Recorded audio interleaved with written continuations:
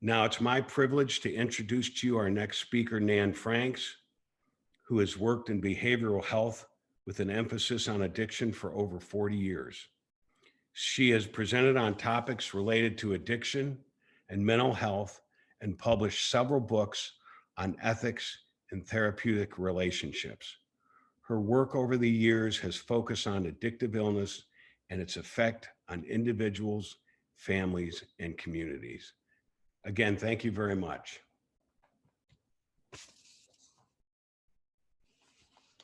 Thank you. And I really am honored to be here, and particularly moved that my presentation follows your really wonderful sharing, because it really does speak to how this, when we talk about this being, it's a family illness, that we're talking in real life terms, not just theoretical or conceptual terms, that this is something that impacts families on all levels.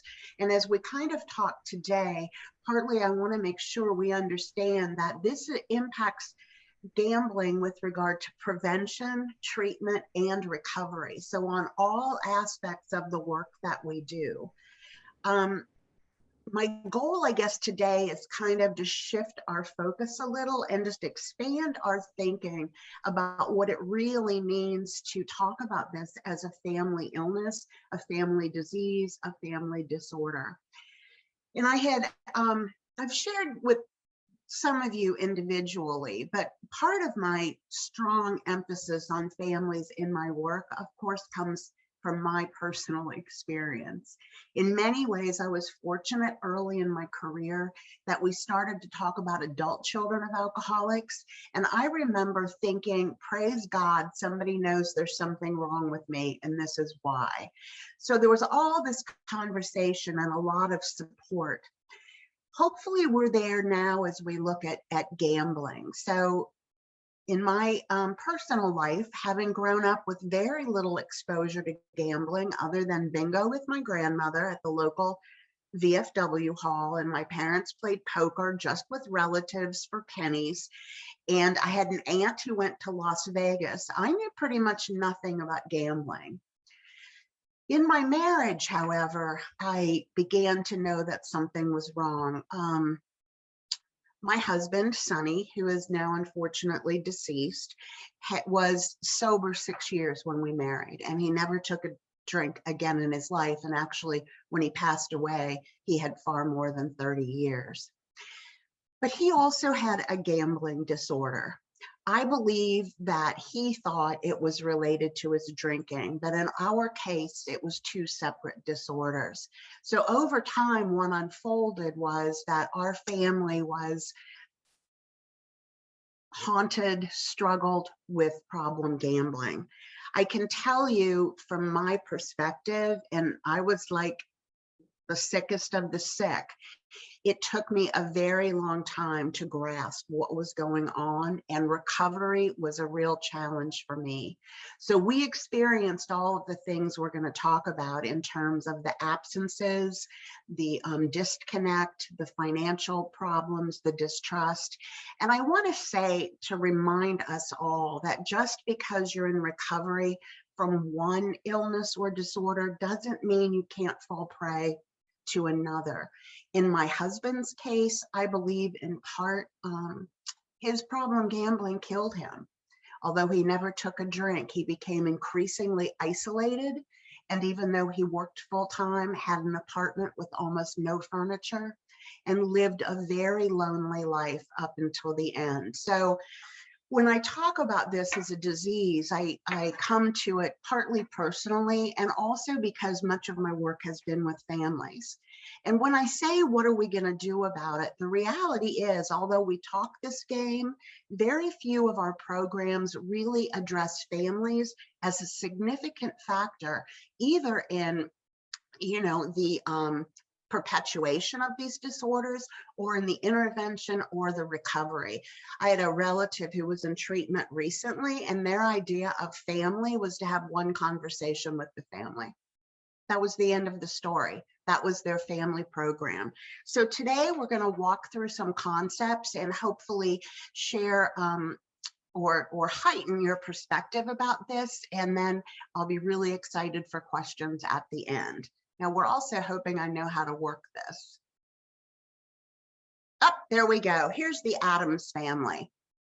I give you the Addams family because this is your basic multi-generational hybrid family that many of us are living with these days, right? It's you, your partner, your kids, your grandmother, your neighbor, and they've even got the hand. I can't remember what that guy was called. But as we think about families, we're going to come back to this, remembering that this family unit is constantly influencing one another. And so really, like the mobile we talk about, what affects one of us will affect the rest of us. So this is our quintessential new hybrid family. As we talk today, we're going to talk about some of the research which clearly implicates family issues or multi-generational issues in all of these areas. And as Mr. Hughes just said, as he grew up, gambling was very acceptable, whereas when I grew up, I didn't know anything about it. So it's not a one-on-one causal relationship, but we do know, for instance, that acceptability and the messaging we get growing up may influence our behavior in the future. We know that we want to treat a whole family, and the research conclusively tells us that family involvement and strength is a major prerequisite of solid family recovery. So as we shift our vision to this, you want to think in these terms of family as your foundational landscape for viewing the individual. So your family of origin is really your first cultural experience. So that gives me my sense of place in the world, my worldview. I think we do want to always keep in mind what our personal culture may be around gambling or other issues, but you know, that family of origin is that first place. And as we look at this, we want to look at our history, what those relationships are like in that family. We probably want to look at events. Were there events in that family that caused change? Or as we know with some of our pathways, certainly traumatic events can be a really high risk indicator for future issues, either with substances or gambling. What were the messages I got about gambling growing up? You know, was it that it was, you know, you drank beer and played bingo at your church festival? Is it that no one in your family gambled at all? Did you all go to Atlantic City, or did you never so much as play a card game? Your family of choice, or the family we end up with in adulthood, or one of the families we end up with in adulthood, we want to keep in mind that we are constantly co-creating. So I'm going to show you later kind of some research that uses a model of co-creation. What that says is, again, we're entwined and we are in reaction and relation to others. It's the same in recovery. So we're just shifting our lens to looking at ourselves and individuals in light of this family landscape. So in that lens, we're going to focus not just on family as a whole. So for instance, I'm an individual in my family. I also have relationships in my family. So I have a relationship with, like if I look at my family now, with my son, separate from a relationship with my daughter. They have relationships with each other and relationships with me. And then you can look at us as a whole unit. Or in my family of origin, I have two sisters. I have very different relationships with those two sisters. And if you were to look at us as a family as a whole, you'd probably see each of us in a slightly different light. So it's me as an individual as I experience my family, but also what is this network? And can we back up and take a look at this family as a whole? There's the Addams family again. So we're remembering that each of them has a relationship with each other, and there may be other mini units in that family. And then we have them as a whole with their what it means to be a member of the Addams family, their collective history, their collective values and rules. We've got all of that together as well as individually. When we look at how gambling truly impacts our family relations, we want to remember that the family of origin, because of its impact on personal development and messaging, has a major impact on gambling disorders and the likelihood they're going to occur. So for instance, family trauma, family loss, family coping mechanisms. So if we have a family that copes with our issues or our problems through activity or gambling or drinking, that's a kind of notion that we inherit. It's also gambling on the family of choice. So like in my situation, his gambling disorder brought into our family this additional burden and this additional dynamic, which of course I co-created in my response to it. We also in our family of choice can either influence recovery or influence sickness. So our family dynamic and structure may make it more likely that someone chooses gambling or another coping mechanism, or less likely that they choose that.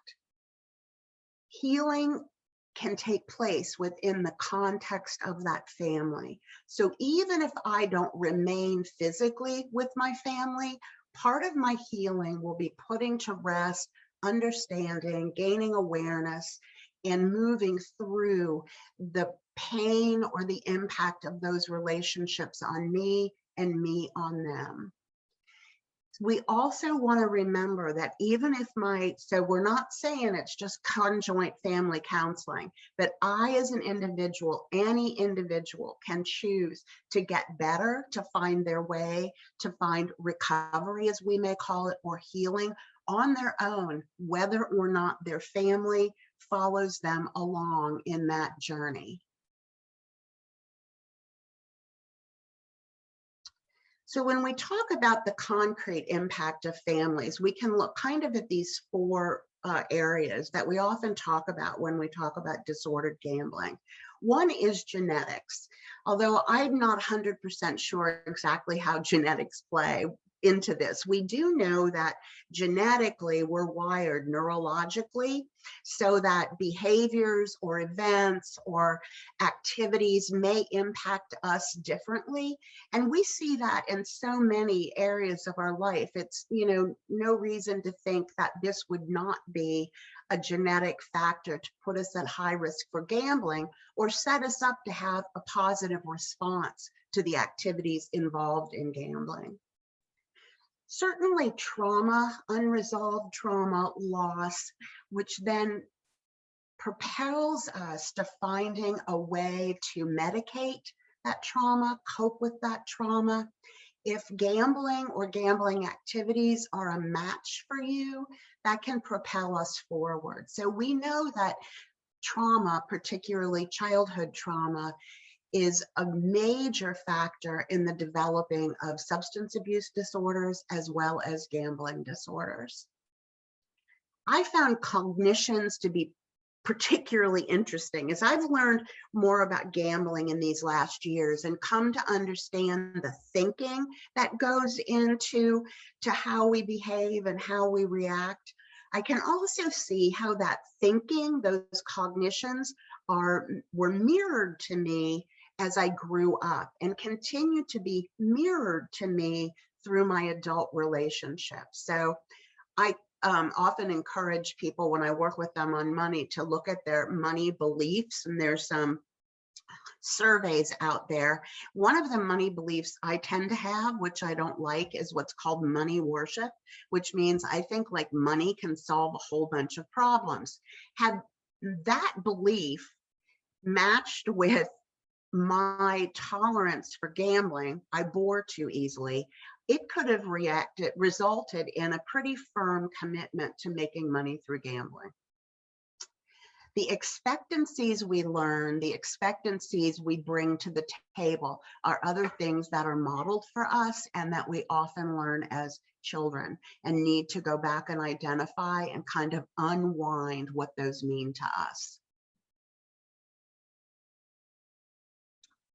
This is our pathway model, and I just bring this up again to remind us that families and family experience goes into each of these pathways. On your ecological factors, you have increased availability and increased accessibility, and I would say also increased acceptance. So if we even look chronologically, which I think can be an important perspective to take with our clients. When I grew up, if you wanted to go to a casino, you went to Atlantic City, or you went to Las Vegas, or you went to Cherokee, North Carolina, where they had a live bear in a cage and they had a slot machine. That was the end. Now you can go anywhere. You've got casinos everywhere. We've got, many, many environments where we can gamble, and we've got the internet. So growing up with this increased acceptability, which we're going to get culturally now because our primary culture is so gambling tolerant. And if you watch advertisements, gambling promoting, that we're shifting a whole generation of consciousness to really making gambling an acceptable way of entertainment. Certainly emotional vulnerability. So we may look at our family history, what was going on in that family. Was there other addiction? Was there abuse? Was there life stresses? How did that and us and our ability to cope play into the future? And then biochemically. So we've got some notion, certainly that, our serotonin and all of those, I never remember all of them, dopamine, serotonin, those are the two I always remember. That, along with perhaps impulsivity, ADHD, other kinds of mechanisms for neurological play, all can add to our risk factors. So to ignore our family or our family history is really to miss a big piece of the puzzle when we're talking to people about how to get help for their gambling. Here's another multi-generational family, and we want to keep this picture a little bit in our mind as we talk about how this spins out from, I sometimes think it starts inside the one individual, and as the disorder or disease gets more severe, it spreads. And before you know it, we are all impacted by that same factor. There's, when we think about addiction, gambling, these kind of disorders in a family, there's a couple of key concepts I think are really important to remember. And one of those is called centricity. Centricity means that instead of our family being organized around mutual support, love, even health, survival, our role in the community, we become organized around, in this case, the symptoms of gambling. So who we are, our day-to-day interactions become centered on gambling, the problems, the symptoms. We may not even yet know what the nature of it is, but we are constantly responding to that. So it becomes what we call the central organizing principle of the family, which is part of the subtle way that it ends up impacting who we are. One of the most painful aspects of this kind of disorder, addiction in a family, is the inconsistency that starts to take place. One person said to me, the only thing consistent was that my mom wasn't going to come home if she went to the bingo. But that the day-to-day, the rituals, the routine, the rules, some days they are okay, sometimes they're not. Sometimes my dad comes home and he's in a good mood. Sometimes he doesn't come home at all. Sometimes he comes and they have a big fight about money. Sometimes we have cereal and milk. Sometimes we don't. The unpredictability. So we're all supposed to go to Thanksgiving dinner and suddenly Where's my mom? Well, we don't know. What we don't know is that she's at the casino. She meant to only spend $25, $400, and 3 hours later, she's still sitting there. Promises that are made about what we will do, what we won't do. One of the things that really impacts gambling families is finances. So in that comes a great deal of fear and insecurity. So that's the kind of hotbed of factors that is present in a family that's struggling with this, that will manifest itself in some ways throughout the family unit.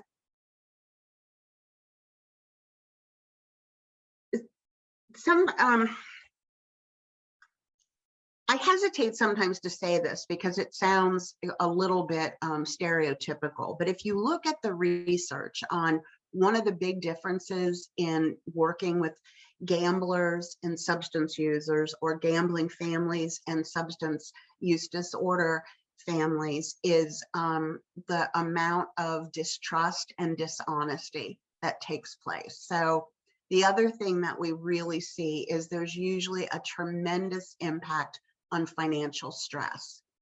So when research is done, and I have a bibliography for you at the end, where there's some research was done on a relatively large number of families with gambling, and they identified these as the most common issues to permeate those families. Number one was financial issues. Where's the money? How are we going to pay the rent? How are we going to pay the mortgage? I had a good job, and I still, as I took over for all of our family finances, because that's just what I did to try to make things better, even with a good job, we had our gas and electric turned off. That produces too a huge amount of shame. And you're like, I remember, because my kids were in a private school, thinking, please don't tell anyone at school that you don't have electricity. Partly we were so chaotic, I couldn't remember to pay it. And partly my trying to keep everything stable in that typical, let's keep the homeostasis way, had really not worked. These families also identify stress and distress, just a kind of pervasive sense of anxiety and unsureness about what's going to happen next. When's the other shoe going to drop? What's going on? This kind of sense of chaos. They also tended in these researches to report a large number of illness, like psychosomatically induced illness and stress-related illnesses, such as headache, stomach problems, and things like that. The loss of or damage to relationships in this research seemed to come from a couple of places. One was increasing relationship neglect. So the longer I'm engaged with my gambling, whether it's on the internet, in my office, or the basement, or at a casino, or up the street, or whatever, the more I'm engaged in that, the less I'm able to be present physically and emotionally to my family. And that perceived loss is a major issue. In the literature also, in terms of your kind of primary partner dyad, is that many times sexual happiness decreases, so that what may have been a healthy, physically intimate relationship also tends to suffer. They think some of that's related certainly to the preoccupation of gambling on the part of the gambler, but also to the growing distrust or exhaustion of the partner. And so, if there's a big win, we might feel like we don't even need sex, or we might feel like now we want it, but that it begins to get very eroded, which damages the main fabric of that relationship. The trust issues seem to be largely related to the amount of deception. You can't smell gambling. You don't slur your words with gambling. Many times, the family will be shocked when they find out that accounts have been drained, that college funds are gone, that there's secret credit cards or secret bank accounts. There's a lot of distrust of where were you last night and what were you doing? So this notion of deception and of keeping the gambling secret from the family, particularly the amount of loss or involvement is secret from the family, truly destroys trust. What they identified in those kids, in the families, were a sense of loss they couldn't identify. They didn't understand why mom or dad wasn't available. They didn't understand why they might be cranky. So when you're in the midst of your disease or disorder, you know, your symptoms aren't always, we're not always able to tie the symptom to the activity as family members. So I don't know why you're cranky. I don't know why you're mean. I don't know why you're crying. I don't know any of that. I can't tie that back because we don't have a framework for understanding. So this is kind of the family picture. I will tell you, I remember my daughter at one time saying, so Daddy would rather be there with his friends than home with us. It's taken them a long time to understand that really by that time, it wasn't so much his choice, but it was a part of how gambling had taken over his life. So when we unpack the financial distress, it's often large amounts of debt. And in my time in Gam-Anon, which was primarily online, when we talk about resources, there's not a lot of Gam-Anon meetings, and that's before the pandemic. So there were some online things available, but amounts of debt, many times you don't know where it came from. Credit cards, payday loans, the new thing of getting, you can take your title and get money for your title. Or financial deprivation. You don't have enough money to make ends meet, and it's not because you don't have the revenue, but something's awry, and sometimes you're not sure what that is, but your family, your situation suffers because of the lack of finances. For others, it was identified as they made it through now, but there was reduced financial security as they looked at the future. So no 401k, no pension, no savings, perhaps a second or third mortgage that really undermined the long-term financial viability of the family and the individuals in it. Lots of fights about money. Who's got it, who doesn't? I mean, I will tell you, I look back and I thank goodness we didn't have FaceTime Live, and you could have seen how ridiculously we fought about money. The need to seek financial support from other family members. So you go to grandma or grandpa, or you go to your aunt, or you go to your dad, or you go to your siblings, or you go to other agencies to get support financially because you can't make things stay stable because of the gambling. Many families will be highly embarrassed that they had to go to a support agency, and the support agency would look at like their income and think, really, why can't you take care of business? But wrong way.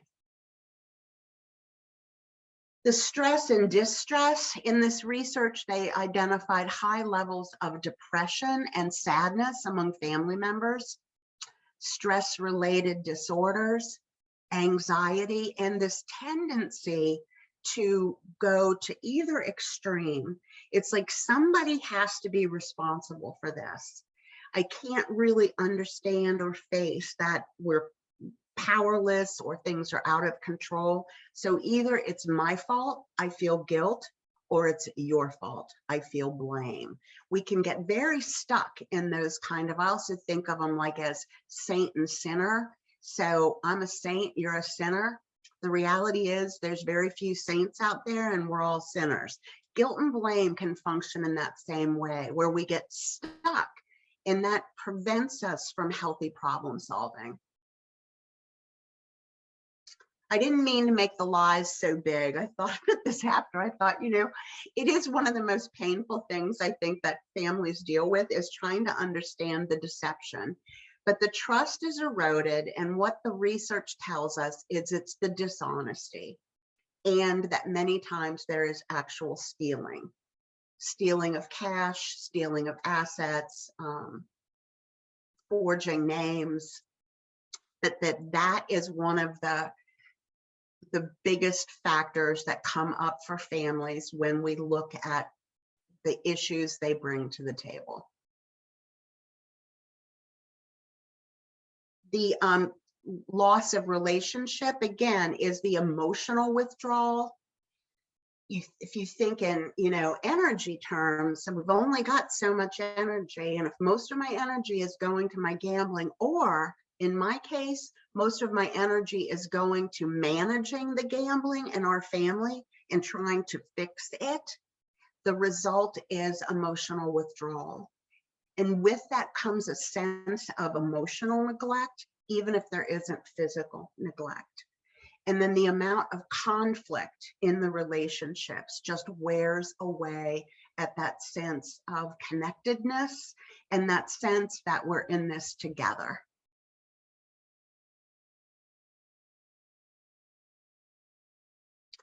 So when we think about this, we're thinking about putting our pieces together. So as I work with an individual or work with a family, and we'll talk about the pros and cons, sometimes this family piece is the puzzle piece that helps us understand the ongoing dilemma. On warrant transfer, there's one gentleman who I think all of us who answer the phones have talked to, and I can see that in the threads, and he started using a fake name the last time I talked to him. And this last conversation, because I already knew so much about him, we kind of talked more about his family. And in his case, it wasn't so much family of origin, but that his role in the family was to be very smart. And his role now as an adult was to make sure his parents' mortgage was paid off. And gambling was one of the ways he was going to do that. So again, it's not causal, but a piece of what twisted in his identity around sorting out his gambling was, how am I going to be the family hero who pays off my parents' mortgage because they took such good care of us if I'm not able to make money at the casino? So again, sometimes it's a piece, or it's a piece that helps you understand how you ended up there. So if we can look back at history, or sometimes look at our interactions, it can help us put those pieces together. From the family perspective, greater understanding of gambling and the precursors can help as families us to heal and have this framework for understanding what feels ununderstandable. There's a number of ways to look at families in our work, and one of the things we know is that there's very little out there in the research that really talks about addressing families around gambling. What's out there is rarely put into practice, and I think we just have we've created this very individualistic kind of model. And I know even for me, sometimes it's hard to push a client to let me talk to their family. So the ways that this plays out is, one, you address family issues with your client, even if your client, you're only seeing them as an individual, looking at them a little bit in the context of their family of origin, but also in the context of their current family. One of the things that I sometimes do, rather than have people do a whole full genealogical map, but is just try to ask them to give me some adjectives, like 3 adjectives about their key family members. And if they give me all positive ones, I'll be like, what's one thing you wish was different?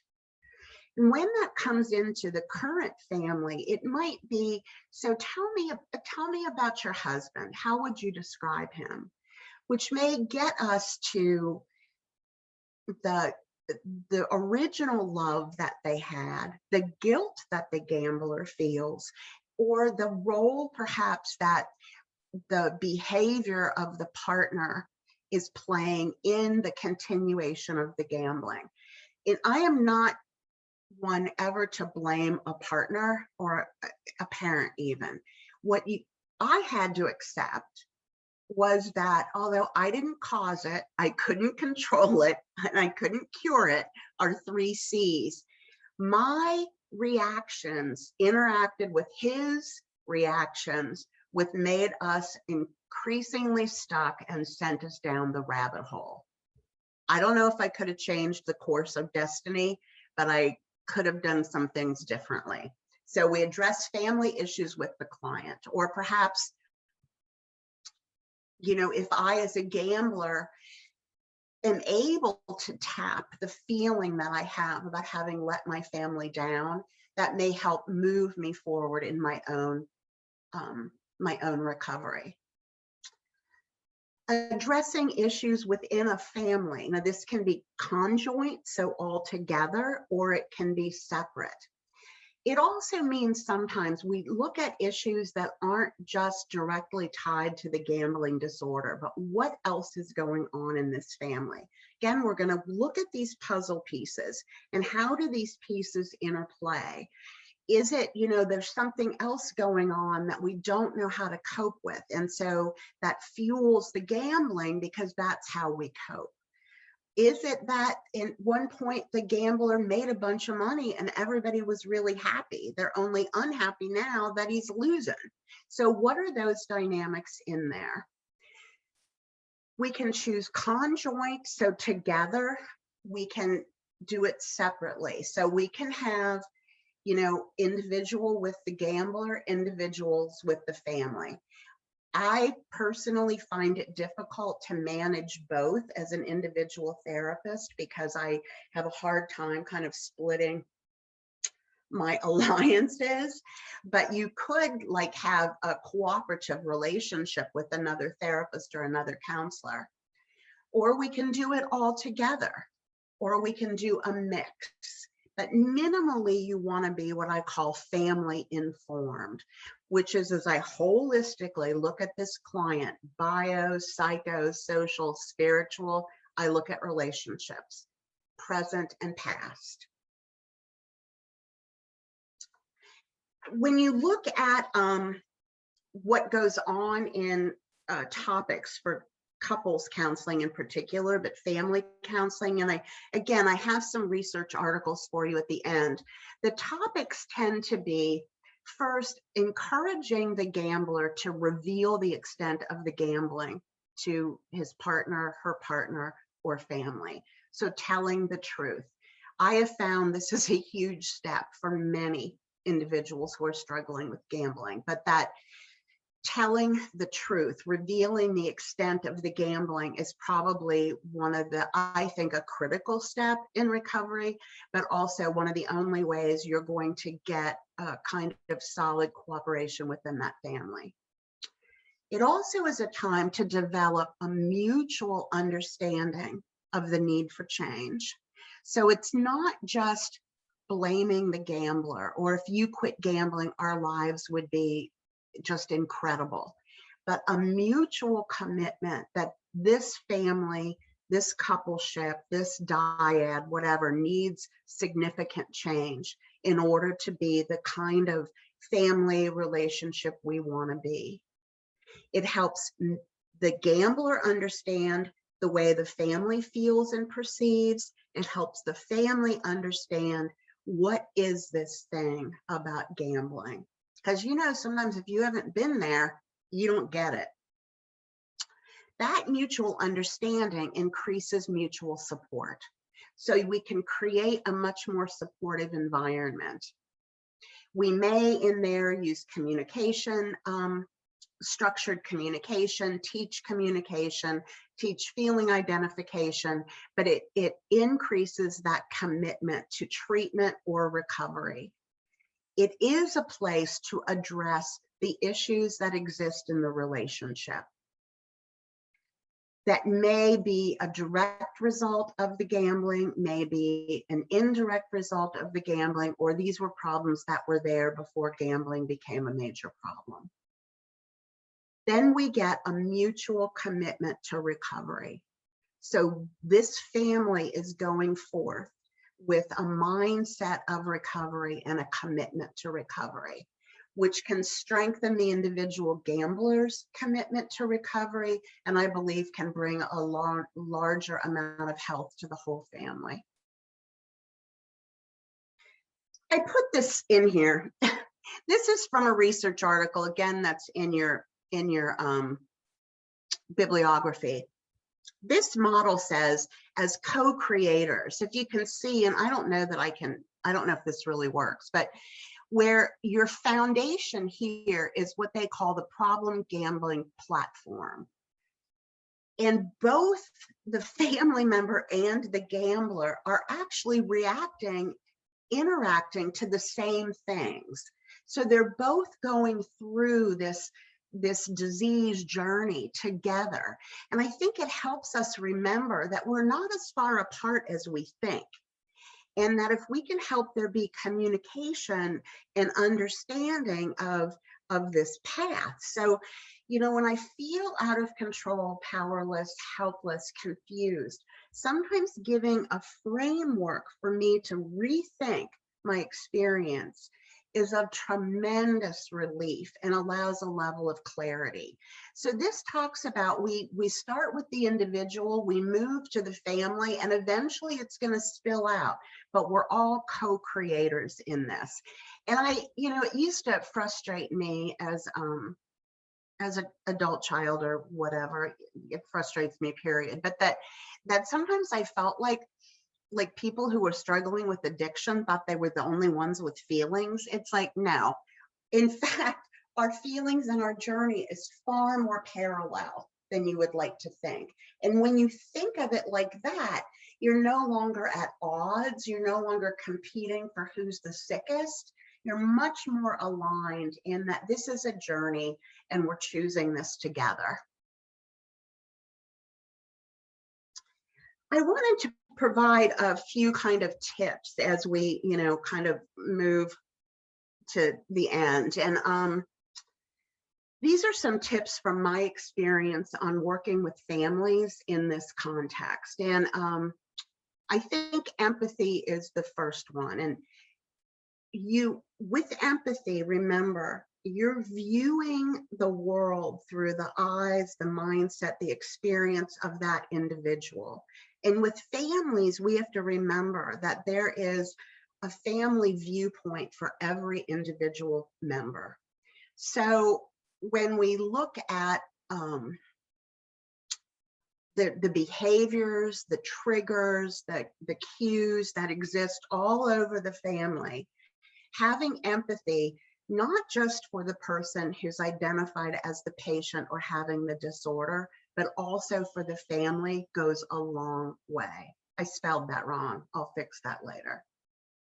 Or this is a new view of empathy. It's empathy. Enabling. If we can remember, no one enables out of hate. They enable out of love. They're trying to fix the thing. And if you think of enabling as a behavior, and you can think for the quote enabler, what was triggered that behavior? You'll have more empathy for what was going on for them. What caused that reaction? So you could say about me, well, you paid all the bills. Well, you continued to give him cash when you knew he couldn't be trusted.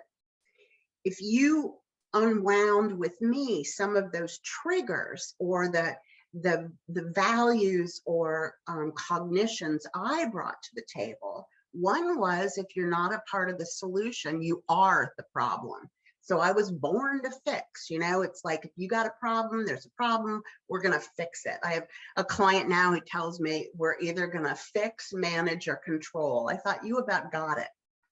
Or if you knew the trigger in me when I would face that kind of conflict, and inside of me would bubble up this panic, you'd make more sense of why I either fought, fled, or froze. So if we view enabling as a response to trauma or stress, and we view enabling as behaviors that have triggers, we're going to do a lot better, first of all, at understanding that family, but also helping that family member look at cues and triggers and behaviors and begin to, we call it detachment in general, but detach, just like we do, we're going to rewire. When I feel this, I've got an alternate coping mechanism, so I'm not going to give you cash. I remember one time I was going to provide a check to pay some bills. And when he said, "Don't you trust me?" I thought, oh my gosh, I've hurt his feelings.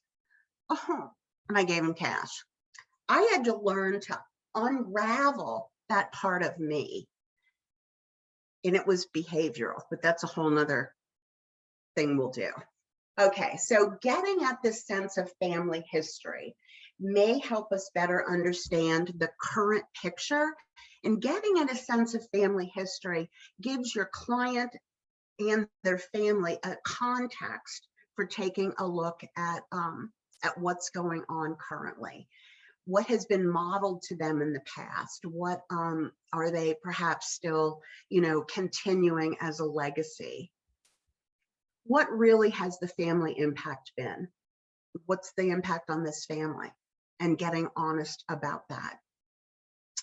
I also want to remind us that family counseling, it's true for any counseling, but family, it's not just about getting rid of the negatives, it's about increasing the positives. So sometimes in our families, we're not just focusing on the negative communication or stopping the gambling, blah, blah, blah. We're also focusing on strengthening the positives in that relationship. So we begin to shift that quotient to, if from feeling desperate or emotionally destitute to feeling, no, we've got some goodness here. We've got some energy. And we never want to forget the impact of culture. Certainly nothing we can go into totally here, but we have cultural dynamics about certainly gambling and those kind of practices. We have cultural dynamics about who's supposed to make the money in the family. Although we've had a lot of shifting in this last generation, we still have a lot of gender stereotypes about who makes the money, who provides for the family, who does what. So as we look at these families, we want to remember a little bit of that culture or what it means, and for that individual to feel like they're functioning in their family or their community. So when we look at making these decisions, part of it is, what's the choice of the gambler? Some of them are not going to want this at all. They're not going to want you talking to their family. They don't want to, and also with a person who's very disengaged from their family, you may not want to push for family counseling. I mean, it's a romantic notion that all families want to heal, right? I mean, they don't all want to heal, but generally you'll get a sense of that, particularly if you reach out to the family. In my experience, when it's the choice of the gambler, and this is just me, and I've only got a couple of years experience with this, it's often because they don't want the person to know the extent of the gambling. So as they move through their recovery and get to a place they feel solid enough to be honest, they might be ready to include the family. Where you have a strong relationship, and a couple strong historical relationships, strong relationships in the family, it's likely that conjoint together will work, and where you have a commitment. There's not very much out there yet on working with children. So I think we're pushed a little to look to the family work with children that we get from other forms of addiction, with adding the educational components that have to do with gambling. I did not get this in the bibliography, but there's some interesting things out there on feelings work and that kind of thing with kids. Many times you'll have a combination. So you start with the individual, then you move the the family in, or you see them totally individually. I think sometimes a family, what we want to do is support families, even if their gambler doesn't want treatment. It's a huge pet peeve of mine that you can't get help unless your loved one chooses to get help too. And then maybe at some point that group comes together. So those are, just some of the tricks for thinking about that. This is a 3-generational map. You all know them. I will tell you, like I said, many times I don't do all of this, but I will go for adjectives or what was the biggest thing that happened in your dad's life, just to get a better feel for the family. But this is just a reminder.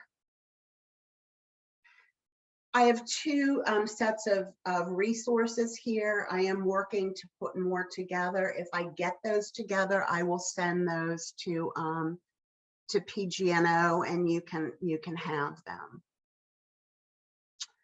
This YouTube runs like 29 minutes, so I didn't want to use it, but it's a nice one on families dealing with gambling. Nope, I don't want to do it. It's too long. So let me get you out of this. Hold on. All right. Thank you, guys. Tell me what questions you've got. I love this topic, obviously. Yeah, and thank you so much, Nan. I really appreciate you being here with us today and discussing this important topic. I think so often the focus is on the individual and not always on the interconnectedness of family and those who the individual considers family. I feel like you were very thorough, and every time that I would have a question, you would answer it. Generally the slide or 2 slides from then. But we did have one good question come in. About encountering couples who gamble together, and what clinical approach would you take, or have you taken, or would you take if having that situation?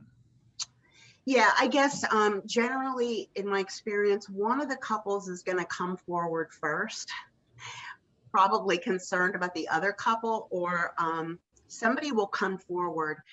And I think it's fine to start with one, but I think it's like any kind of recovery. If they're not together on this, it's not going to work for either one. So I think we bring them together, and just like we would frame this for an individual, we frame it for them, hopefully not to reinforce any sense of guilt or shame, but to help them see the departure as a couple that they're making from what their dream is or what they wanted, and kind of like in an intervention mode. If there's children, I believe that 95% of parents genuinely want everything that's best for their kids.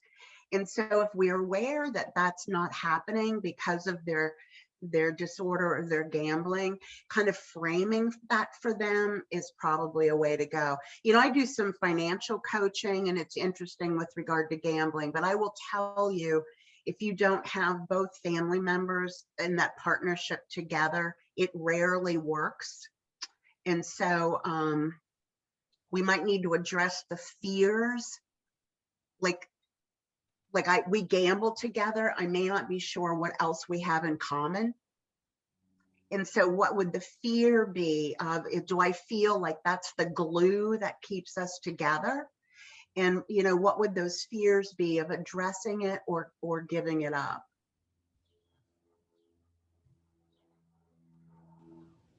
We have lots of people saying wonderful, excellent info, very insightful. Thank you for providing wonderful presentation. Love that you used the 5-fold model and genograms. Mike or Derek, any questions from you?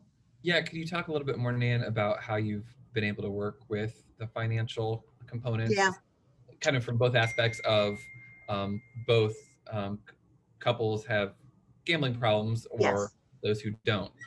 Yeah, actually, I kind of got into it when my husband was a gambler. And one of the things I got from the National Problem Gambling Organization was all about managing the money. So I used Dave Ramsey, but what I find is we have to really pay attention to our money. What do we have? What do we've got? You know, where's it going? And I call it now intentionality around your money. Generally, generally partners tend to have different approaches to money. There's great budgeting stuff out there. What that doesn't address is our reluctance to take a look at our money. And so I find that people need a lot of support. If someone's coming to you and they're in desperate straits, I do think we want to encourage them to talk to someone who knows bankruptcy. Many times we'll see tremendous amounts of credit card debt. I wish I should have put it in there. Dave Ramsey, of course, is who I use. There's a lot of stuff out there, but there's guidelines out there on dealing with creditors. There's guidelines out there on really should you file bankruptcy, but from a counseling perspective, and even with some of my individual gamblers, we've done very detailed budgeting and very practical accountability measures. So looking at it frequently and that. So and we don't like to talk about money, but money, you know, is a big part. And I will tell you, I mean, my marriage was a disaster, but the financial implications were something I was able to pull myself out of, but I had support to do that. So I don't know if that helps, but, you know, I'd be glad to get some resources to PG&O. And I think the National Problem Gambling people still have a really good pamphlet on all the aspects of finances you need to look at in your family to make sure that you understand what's at risk and you understand what could be going on. Does that help? And then can you talk a little bit about, do you recommend payees, or how does that conversation relationship go? Yeah. You know, if it's a unit that feels trusting, sometimes the other spouse can be the payee. I do have a client right now whose older sister is the payee. You know, if you could go cash only, that's helpful, but a lot of places don't take cash. If you know that money or credit is a trigger, I personally don't think there's anything wrong with eliminating that trigger from your life, especially in the beginning. You don't want to set somebody in a family up to be the money police, however, especially not in a partnership or a marriage, because it'll wreck it. But unless you're really, so when I work with people, everything is on the table on a weekly basis. So we're looking at all your expenditures, all your this. Sometimes there will be secret accounts, but I have to tell you, when I first, because I'm like a spender, I'm like, honey, if I had a swimming pool, I'd be happy. I had to go to a cash only. So I used physical envelopes. I tell people this too. I had my envelopes. One of them was blow money. My kids thought I was using cocaine. It was just money I could blow. But if that's your mindset, you know, especially in the beginning, yeah, give that to somebody else. Don't carry a credit card. Don't, you know, I mean, it's so easy to do cash advances and all this stuff, but yeah, I'm fine with that. I'll give a quick little plug for, we have Mark Lefkowitz coming on April 15th to do case management treatment options and financial recovery for problem gamblers. Yeah. And so if you're interested in learning more about that financial recovery piece, go to pgnohio.org/events. And Cheyenne's also put it in the chat as well. She is Great. on. So because it is possible, and we want to send that message. You can recover financially. Yeah, and Mark's a great speaker. That's and great. And has that information. So we'll definitely plug that and take advantage of that. Nan, I have a question. I used to get this a lot more at my last position because I was at a community agency. What are your thoughts or experience around interventions, Mhm. because I know Dr. Chapman talks about it sometimes when it gets brought up in stage 2, Mhm. and I've seen a lot of different things in the literature, but also from gambling counselors' own just Mhm. opinions on whether interventions do or don't work for gambling, or Mhm. how they should be, done if it is done. When I was at Recovery Resources, we had some families come in to get Mhm. like some tips. So we obviously didn't run an intervention for them, but Mhm. we just gave them some tips on some like educational pieces that they could Mhm. discuss. What have you done any or Yeah, experience with that? I think I think intervention works. I think, and I'm trying you guys to put together a matrix of when to use which approach out there. Um, Again, it has to be highly individualized. Certainly, I'm hybrid old school Johnson model, which everybody dogs, but it's really much more like family therapy now. There's the Arise approach, there's the Craft model. What I think you can do is think of it as you're having a very kind of strategic conversation, which requires a great deal of honesty and awareness on the part of the family.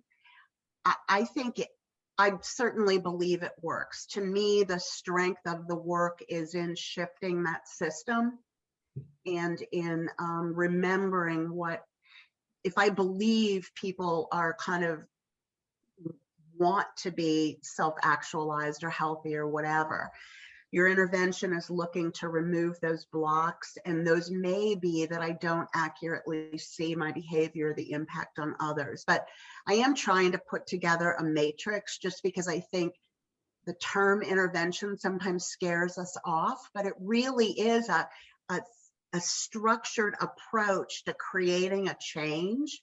And that change in the traditional model is a change within that family or that relationship structure. So yeah, I think it works really good. Actually, the guy whose older sister is a payee came to us through the warm transfer, and that ended up being an intervention. The two sisters called the problem gambling line. So yeah, I think it's very workable.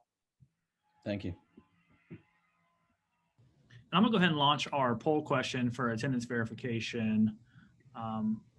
And we do have another question. So I'm gonna leave that poll question open for a few moments. Make sure you engage with that, and also put it in the chat box as well.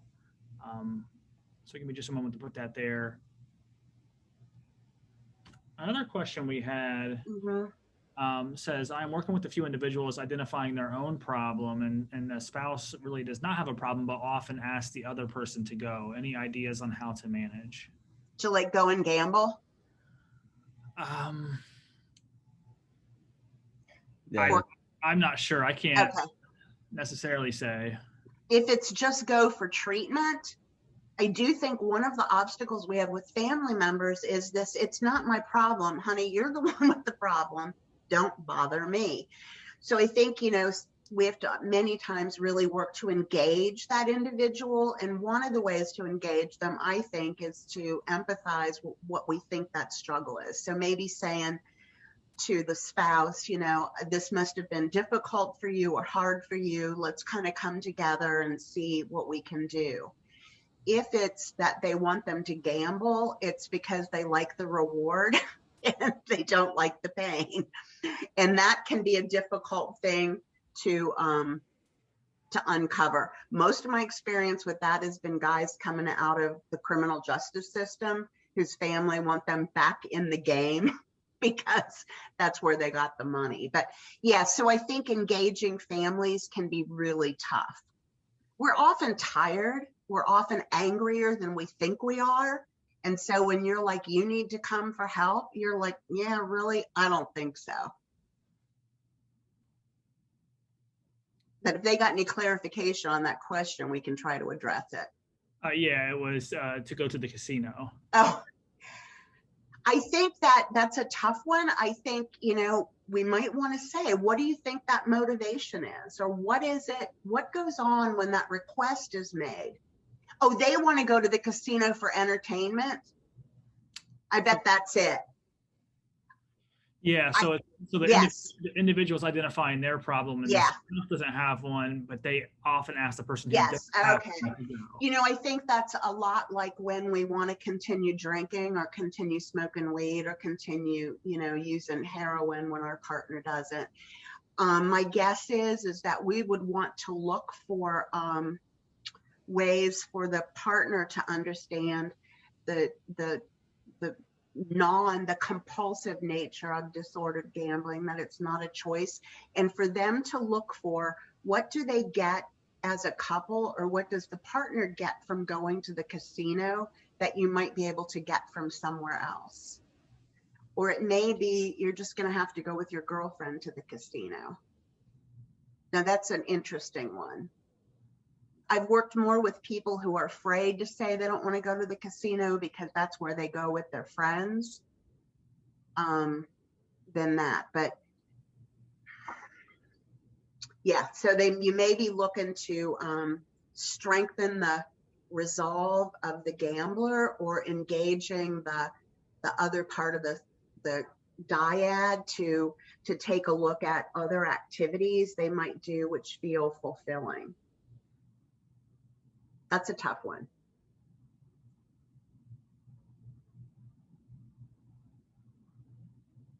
Sorry, I'm just reading the chat. Heather says, "I don't have a problem. He does. Happens here and there with some of the folks that she works with." So,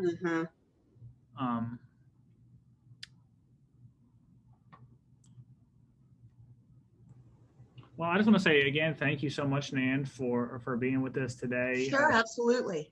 Cheyenne has now dropped the evaluation for the session in the chat. Derek, do you have anything that you would like to say to close us out? At 2:45, we'll be coming back together with a different Zoom link for our networking session. So join us there, and that will be your chance to ask us anything. So all of us here at PG&O will be there, so you can grill us with your hardest and deepest questions, and we'll be there to answer all of those burning things that you've been wanting to know. Thank you to all the presenters over the past month, and individuals that did our listening sessions, and to all the attendees that were with us this entire month. Great Problem Gambling Awareness Month. Huge congratulations to Corey and Cheyenne for setting up a very successful month-long virtual conference with relatively very few hiccups, which are always going to happen no matter how prepared you are. So great job, everyone. And thanks to all of our attendees. This is the most greatly attended conference we've ever had. And a year ago when we started planning this, as the pandemic was hitting, that I would not have told you that, so, or have foreseen it. So thanks everybody for being with us and hanging out and engaging in the chat and our networking sessions, and for presenting that we really do have a pretty amazing system, and I'm so happy that you all are part of it, whether you are near or far, and just look forward to continued engagement and continuing to build out our service system. With that, we'll close it down for today, and hopefully you'll pop over to the next session and join us there. Thanks, everyone.